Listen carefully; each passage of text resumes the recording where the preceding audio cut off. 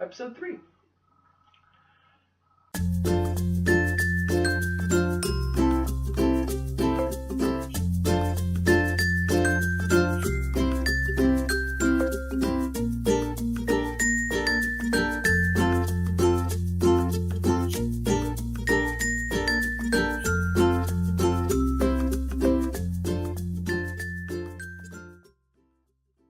Welcome back! This is episode 3 of Friends in a Bed. I'm Scott, and this is Dalton again. You'll eventually start introducing yourself. You do such a good job. I just talk. This is our series on paranormal. I wouldn't be here if that were the case. No, I've seen all the Paranormal Activity movies. Do that by yourself. I did do that by myself. I'm not gonna. People talk about those movies. I don't need to do that. But either way, we're talking about Paranoia Agent, one of our favorite anime series. It's better than Paranormal Activity by a much better factor of at least 500,000. So much better than Paranormal Activity. Different time. We're not gonna talk about Paranormal Activity. But this is episode 3 of Paranoia Agent, Devil Lips. Where actually this is all about the last episode's main character's tutor. Ichi's tutor, which her name is something Harumi. Oh yeah. Her name is Harumi. Yeah, because I remembered the other character's name, but I couldn't remember yours. Now, when I say other character, I mean the same character. What? What could I be talking about? That's crazy. How is there 2 people in one? Tell me more. Exactly. Well, right at the beginning, we are introduced to this character, Maria, who is a prostitute. Right. You see her just kind of sleazing around. She's got this black, long hair and all this makeup and stuff. She's just... The beginning's actually really funny because her client is this giant, unattractive weeaboo guy. Oh, yeah! I forgot about that.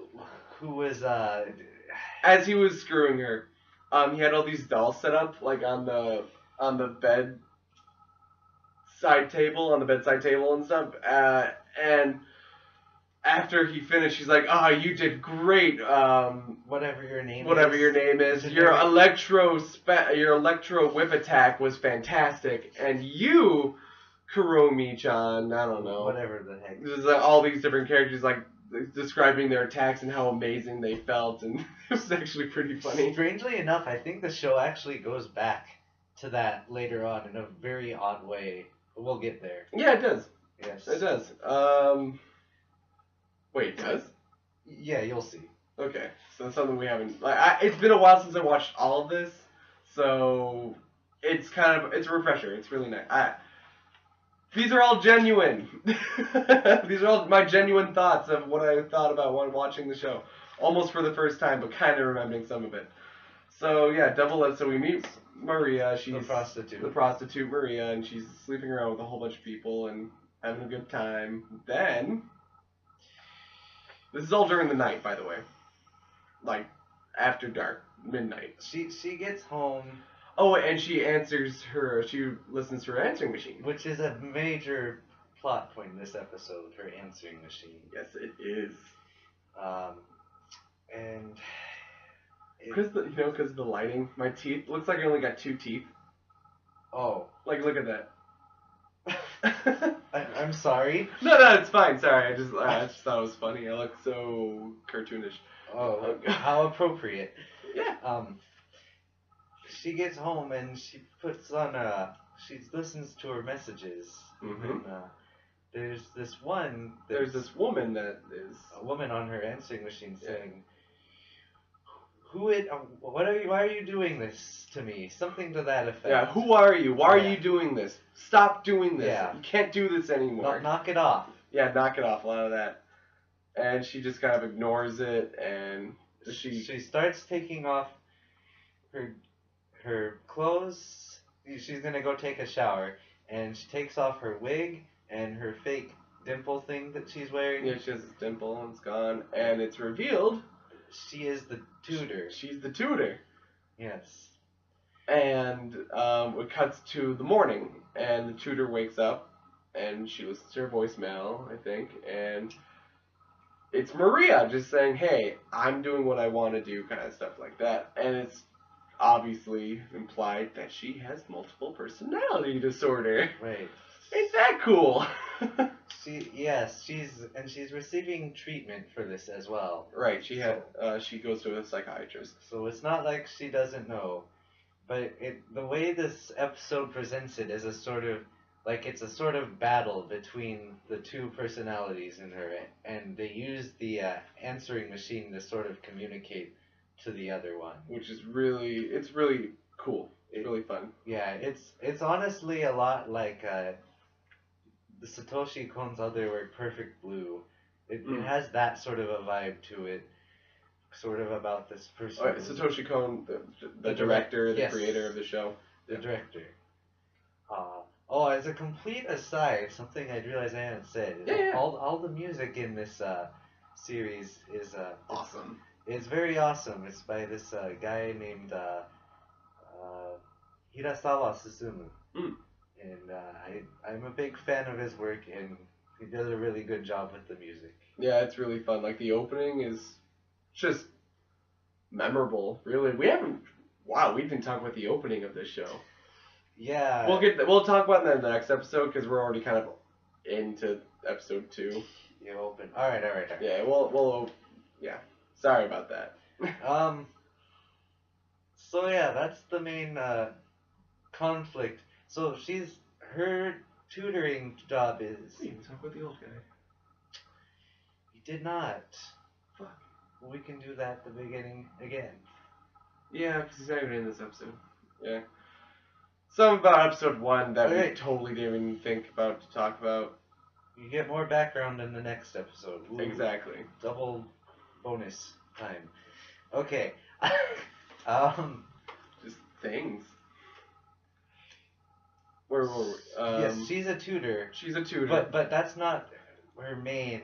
No, she works at a college, right? Yeah, she assists this professor at a college. Mm-hmm. And their relationship is kind of just like a very work relationship. Work relationship. They're both very quiet people. Yeah. Him especially, very quiet. It's almost awkward because he just like says something sometimes, where I'm like, okay, came out of nowhere, but whatever. Nothing hostile, just things like, it's a really pretty day out today.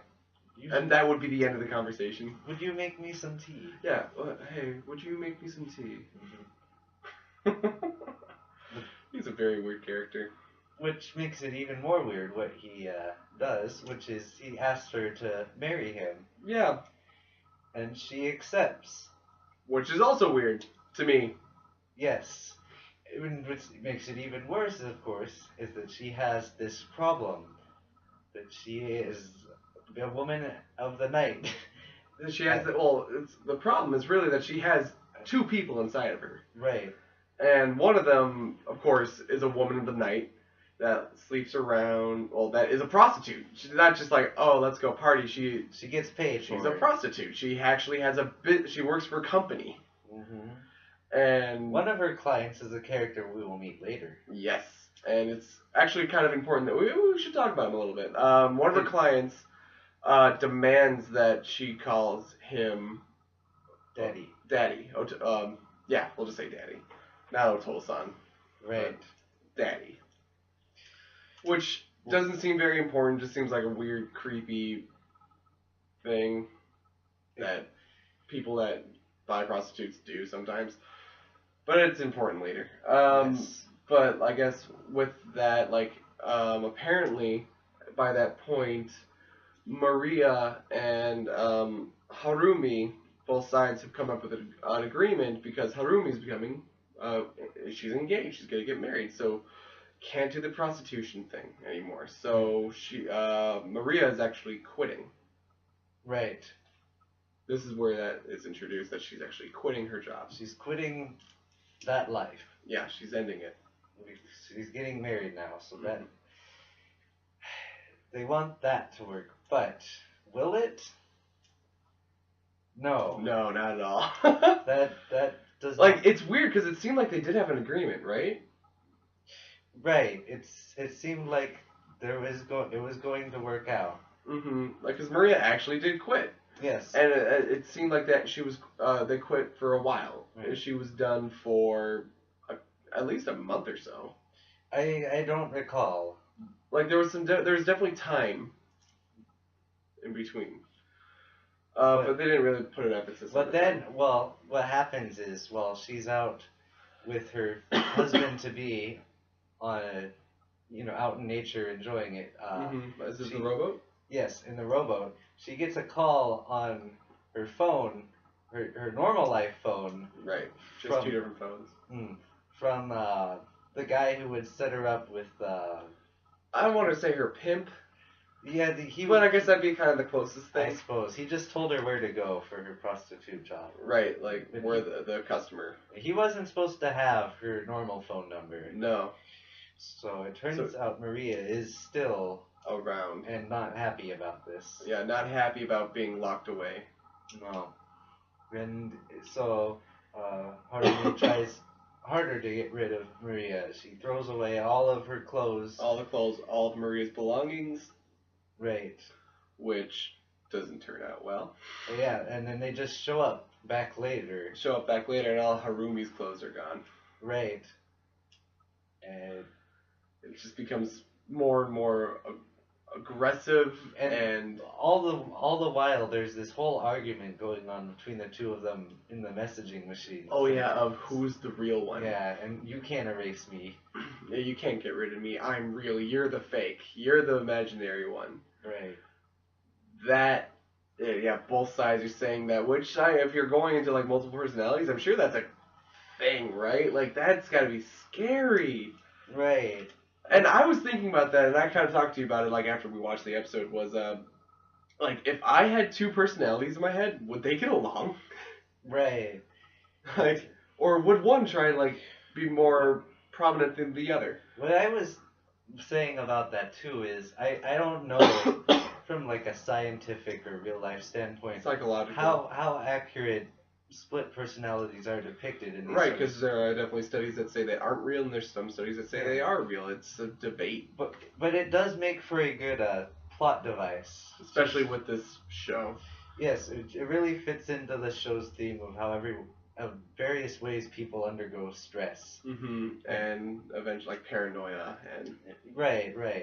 That's the title. All what the show is focused about is people's stress and how they struggle with it. Mm-hmm. And in this one, well, you could argue about whether or not Maria is a separate personality or not. Or whether it's just some Harumi. deep longings she has in her that she's trying to reason away by saying it's a different person to sort of compensate for the fact that she shouldn't be doing these things, or feels she shouldn't be doing them. Exactly. It's not it's not black and white. This show definitely has a lot of, everything's in the gray, which is great. There's definitely no good answer to anything. No. So eventually, again, it gets like more and more aggressive. They keep fighting. Maria gets more and more crazy, and Harumi just wants it all to stop. And kind of like right at the end of it, it's like Maria actually is there. And they're two separate people, and they're actually physically fighting. Maria's pulling at her hair, but then it keeps cutting to where it's just Harumi, and she's just like kind of stumbling and like as if there's some like invisible force attacking her and stuff like that. But then it will cut to both of them being there and getting into this tussle and stuff, and just keeps getting crazier and weirder. It's like Fight Club. Yeah, it's exactly like Fight Club. Oh yeah, spoilers for Fight Club if you haven't seen that. That movie's older than this show, so whatever. Alright. The book's older than that, so... Yeah. Anyway, they, I was actually pretty lucky with Fight Club. Nobody spoiled it for me by the time I watched it. I think I had it spoiled. But it was still good. Mm-hmm. But yeah. But, so... And then it ends... It ends with how almost every episode ends. Little Slugger! Right, that's right. She can't take it anymore, and then... Yeah, she's like on the brink of insanity, of breaking down, of falling to pieces, and then little Slugger comes out of nowhere and just swoop, knocks her out. And actually, like, it's interesting, like, because you when you get to the shots of like just her like being attacked by an invisible force, you don't see what she looks like. But like then it cuts to like Harumi and Maria, and you actually see their faces. They look how they normally would. Maria's in her wigs, and Harumi's just in her normal tutor outfit, glasses and all. But the one time you see what she looks like as she's being attacked by the invisible force, what she actually looks like in that moment is when little Slugger hits her. And she's got like clown makeup on, like just a ridiculous amount of makeup. She's got like half a wig on her head, like mismatched clothes. She's nuts. Yeah. She's obviously like gone off the deep end. She was a mess when she got attacked. Yeah, she was definitely, that assault definitely came at an interesting point. Yeah. And it ends with, she's in the hospital, right? is that how let's see. Yes, and this is she's in the hospital, and the detectives are there, and they're interviewing her. And she just has this. This is the first time we actually see somebody in the hospital besides the main character, I guess. So I guess we just didn't see Ichi or what's his name, Ushiyama in the hospital after they were assaulted. But this time, like, you definitely like have a sense she's relieved. This assault, it's insinuated that this assault took care of Maria. Maria's gone. Yeah, she's just the tutor, she's free. Teacher now. Yeah, Harumi's the only one left. She won. And she's happier from it, from after this attack. And I wrote down this note because I thought it was pretty important, especially as a series as a whole, that the young detective, well, as they were leaving the hospital, realizes, he notices that every victim that was assaulted by Little Slugger afterwards has a sense of relief. They just look very happy. At ease with the world. They're very at ease after they're assaulted. And that's a very important part to note. Hopefully you guys are watching the show along with this series, or you've already watched the show, because this is definitely a lot of spoilers. I'm putting, of course, as you guys already know by this point, I have the spoilers warning thing, but seriously, watch this show. Let's see, this episode's pretty fun. Yeah. It's very good. It's very, very good. It's pretty obvious what like everything that's going on, even though like the debate if Maria is an actual split personality or just like a deep thing, but it's hard for me. I don't know, actually. It's tough. It's hard for me to say if this one is better than the previous one or not. But I'd say after the first episodes, the next 3 episodes, episodes 2, 3, and 4, are like my favorite stretch in the series. Yeah, because they definitely are all within. They're only connected by Little Slugger, and we just have a sense. Crazy shit hasn't started happening yet. We're still gonna get crazy. Like, as weird as these couple episodes have been, you don't know yet. You don't know how strange this show becomes. This is normal so far. Yeah. And the next episode... No, the next episode's pretty normal too, actually. It's episode like 5 and 6 that start becoming crazy. Yeah, that just kind of ends with a young detective noticing that the victims have a sigh of relief, which again, very, very, very important. We will tell you why later. Yeah, different episode. But yeah, I think that'll end it for today. Is there anything else you wanted to talk about with this episode? No, we'll just start it next time with all the stuff we missed. Yeah. Oh yeah, because we still haven't talked about the opening, the opening credits and the theme, really. Yes. And the old man. The old man he's important, but I don't. It's weird. Either way, that's next episode. So until then, see ya.